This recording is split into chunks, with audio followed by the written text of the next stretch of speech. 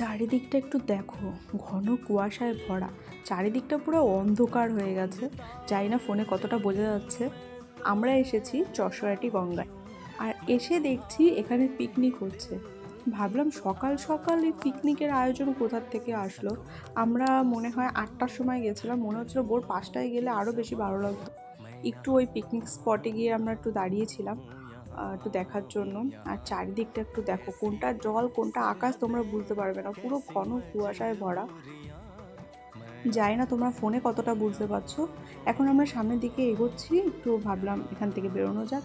আর এটা হচ্ছে হনুমান মন্দির, এটা গঙ্গায় নতুন করা হয়েছে। খুব সুন্দর দৃশ্য, খুব সুন্দর। আমরা ভেবেছিলাম ভোর 5টার সময় গিয়ে খেজুরের রস খাবো, কিন্তু সেটাও হলো না। তোমরা একটু চারিদিকটা দেখো, কি ভালো লাগছে। এর পরের বার আমরা 5টার সময়ই যাব আর খেজুরের রস খাবো। তারপর আমরা নিয়েছিলাম একটা কেক, মানে আমি খেয়েছি, আর একটা দুধ চা। আর আমার হাজব্যান্ড নিয়েছিল একটা কফি। তো এবার বাড়ি ফেরার পালা, অনেক ঘুরেছি, এবার বাড়ি যেতে হবে। তো ঠান্ডায় আর বেশিক্ষণ থাকা যাবে না। ভিডিওটা কেমন লাগলো তোমরা অবশ্যই জানিও। টাটা।